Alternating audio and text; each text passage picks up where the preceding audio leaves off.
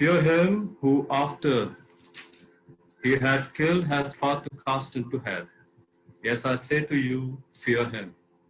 Let's look to the Lord in prayer. Father, we come to thy throne to feast on your most holy word. And we know that we need it for our spiritual nourishment to grow close to you. Lord, we open our heart to you, therefore allow the Holy Spirit to transform us by thy word. Holy Spirit, renew our mind with your wisdom, refresh our spirit with your peace, and revive our heart with faith. Holy Spirit, renew our mind, O Lord. We pray that you would fill our hearts with love.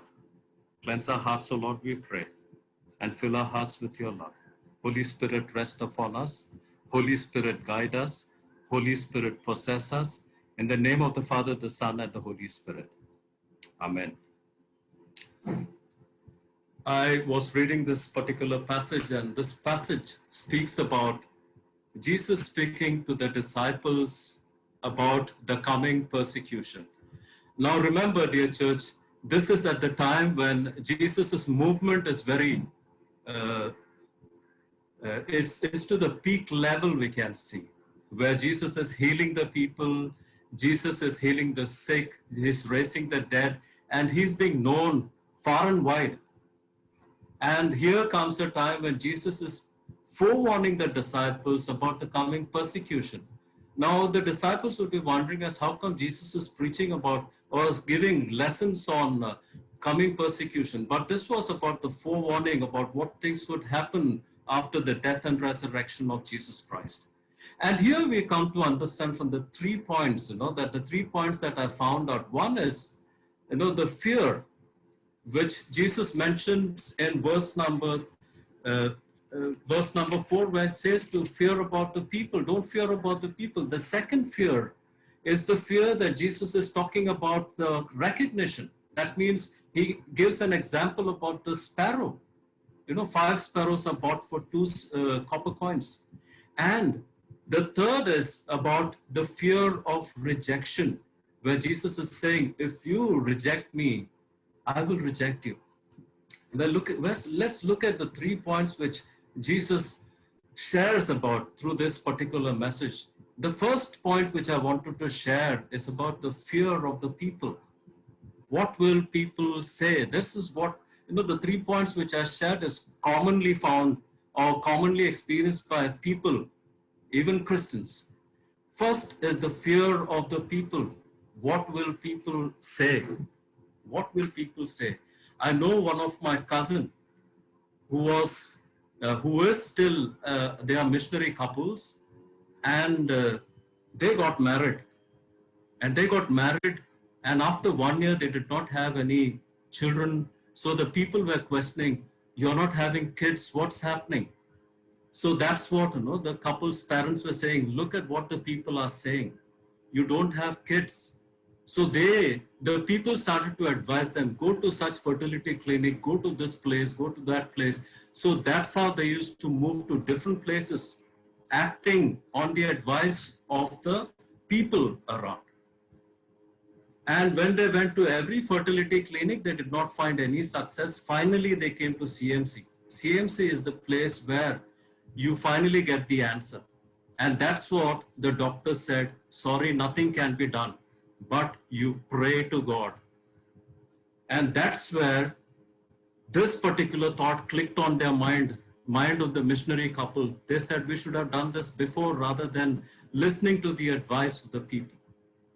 See, this is how the people are. We have that fear of people. What will people say? This is the problem that we face. And this is what happens when we live up to the expectation of the people. We are driven to their standard or to live according to or live up to the expectation of the people. When I was young, I was a failure in studies, I'm telling you. Very frankly, I'm telling you, because I used to fail in Hindi, Marathi. I used to come to border marks. If it is 15 marks, 14 marks passing, I used to get 13 or 12. So maybe the teacher used to give 2 marks grace and give me a passing mark at least. But in Hindi, Marathi it used to be a miserable time. So every time, I'm talking about my younger days. Whenever I used to go to any my father used to take to any of our church members' house. That time we were members of St. Mary's Parel. So that time my father used to take, or supposing we used to go for any visit to any of our church members' house, the only thing I used to hear is, my son is standing first in the class. And I'm talking about the times when we were in primary. Every house you go, they used to say, my son, my daughter stands first in the class. I never heard them saying, my son or daughter stood second or failed. But every time I heard was this, my son and daughter stood first in the class. And that is where I had to face nightmares when I used to come home. And you know, the best thing about it is this. When we used to go to that family, the father used to say, my daughter, my son knows to speak English. Mole, say, uncle, how are you? And the child used to say, uncle, how are you? See, look at the way my daughter is speaking English. And my father used to look at me. So I used to understand, now if I go home, this is what I would get. So my father used to say, look at their children, look at them. They're studying, they're standing first in the class. So I just said to my dad one thing. I said, Dad, does everybody stand first? Is there nobody in the class who stand, nobody in that family who, I mean, their children who stands second or third, they only stand first? Father had no question, or no answer to this. Well, this is how the people are. And once you finish your studies, once you're studying, how much you got? How much you got? How much percentage you got? I got 55. Oh, that's all. My daughter got 60. My son got 60. No, this is how the people are. They point out what you do not have. And that's how they kill you. No, that's what Jesus says. Because see, we Christians, we face that kind of a situation in life. Most Christians, I would say. No, what would people say? And when you get a job, that's again when the people come and ask, you have a job? Yes, I got a job. What salary are you getting? See, that time I remember I was doing my stipend. I was getting a stipend of 1,200. I'm talking about 1990s. And that time my friend's father used to come and say, my son is getting 5,000 rupees salary. He's the manager of the company. Should I go and talk to him about you? Well, they are concerned about us. I says, no, thank you, don't. I know. Let me do my work. That's what I used to say. And once you get a good job and after that you get married, you got married? Okay. You don't have children? Look, my son has got 2 children. Well, this is how the people work in your life, and they make your life miserable. You know, that's what I wanted to say. They will point out what we do not have, but they do not want us to be equal to them. They do not want us to be equal to them. That's what, you know, the fear of people, the first point which I wanted to share, the fear of the people. The second point which I wanted to share is about the fear of recognition. Now here Jesus is citing the example of the sparrow. He's saying for 2 copper coins you get 5 sparrows. Now if you calculate, if you have to get sparrows, say for example, if there is 5 sparrows, you can't have 2.5 sparrow for 1 copper coin and 2.5 sparrow for another copper coin. It should be this way, that for 1 copper coin you get 2 sparrows, and for another copper coin you get another 2 sparrow. That is 4 sparrows you get for 2 copper coins, and the one that you get is free.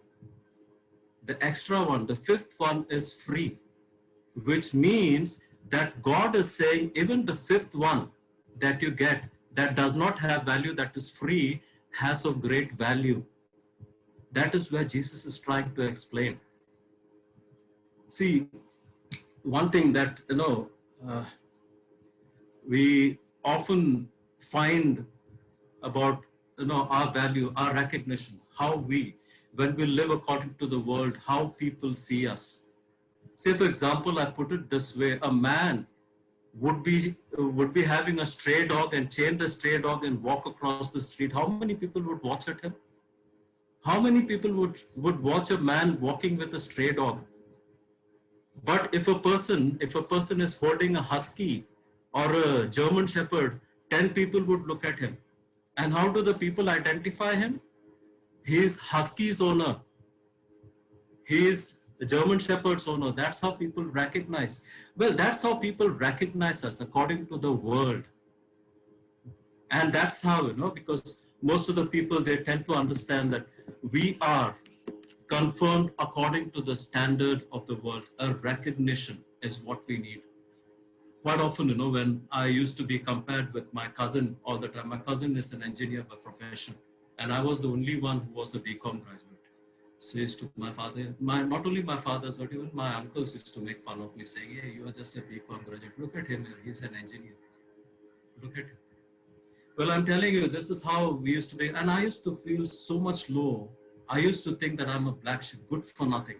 I'm telling you, when people compare you with others, you feel as though, you're good for nothing. But God had a specific plan. Now, God has chosen me, and I come to know my worth now. And I've proved, I mean to say, when people say that, you're a black sheep, prove them wrong. Prove them wrong. You are not a black sheep when God has chosen you. People do not see, even if people compare you with the others, you compare yourself with the people who are deformed. You're not like them. You walk, you have got a good health, you're good, sound and body, mind and spirit. Praise God for it. People will point out what you do not have, but don't worry about it. See, there are many youth who comes and question. They have a lot of questions. It's not only from this church, but whenever I used to go to any church for preaching, they had a lot of questions. They used to say, "Pastor, I think I'm a sinner. I'm not worth being called as a God's child." But I used to tell them, listen very carefully. If you acknowledge that you're a sinner and you're not worth it, that's what God wants. God wants you to acknowledge who you are. If during my school days, if I was not good in Marathi or Hindi, and if I tell my father, this is my problem, will my father beat me? Rather, he would resolve it by sending me to some good tutor where I would learn. This is how the Heavenly Father is. When you acknowledge that you are a sinner, he would not punish you. Rather, he would find ways and means to see that how you become as holy as his child. You become as holy as the child, because that's how God wants you to be. This is the second point. The third point is the fear of rejection. What Jesus said, if you reject me, I'll reject you in front of the angels. That's another thing that is very important. Have you read it? If you say something against the Son of Man, you will be forgiven. But if you say something against the Holy Spirit, you will never be forgiven. You know what does that mean?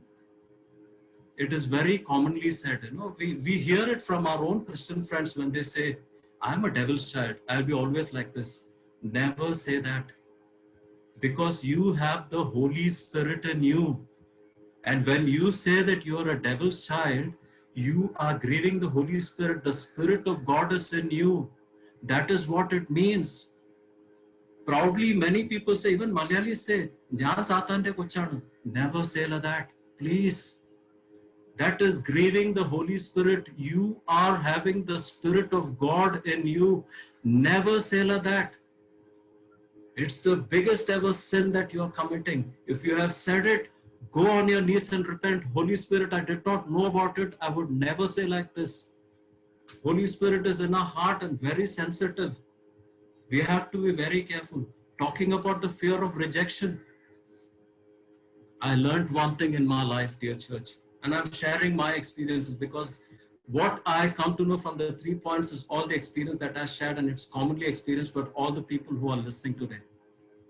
When I lost my mother in 2010, well, it was in quick succession. I think most of you all might have heard 2009, my father passed away. 2010, my mother passed away in quick succession. But when my mother passed away, I was all alone in that house.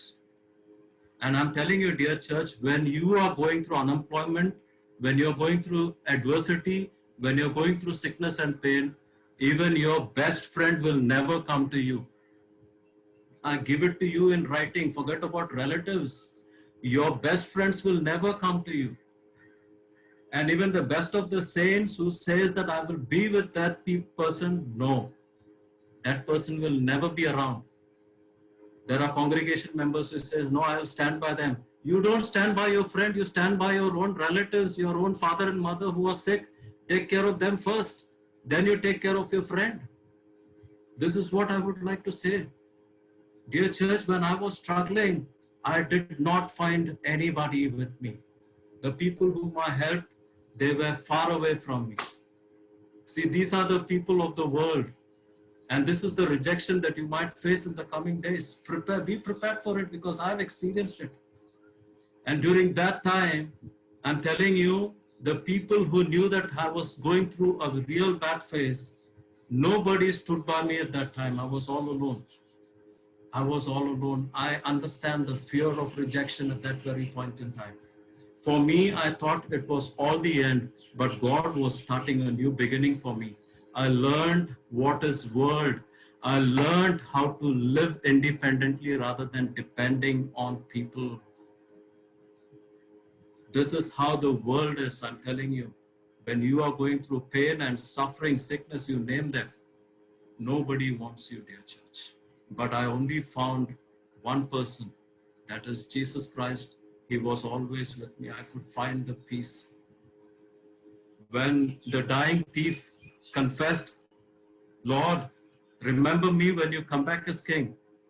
What did Jesus say? Today you will be with me in paradise. You try to reflect on it. Did that dying thief experience heaven opened immediately? No. Did he experience that he saw a vision? No. He just experienced the peace, and he died on the cross with peace. He died on his cross with peace. That's what we understand, because that's the assurance that you would have. You will find the peace of God in any situation. Peace of God in any situation. I'm telling you, dear church, your best friend will take care of you for 10 days, 15 days. After that, they will never show your face when you're going through suffering. It's my own personal experience, I'm telling you. Even your best friends will not be there, but your parents will always stand by you. Your parents will always stand by you.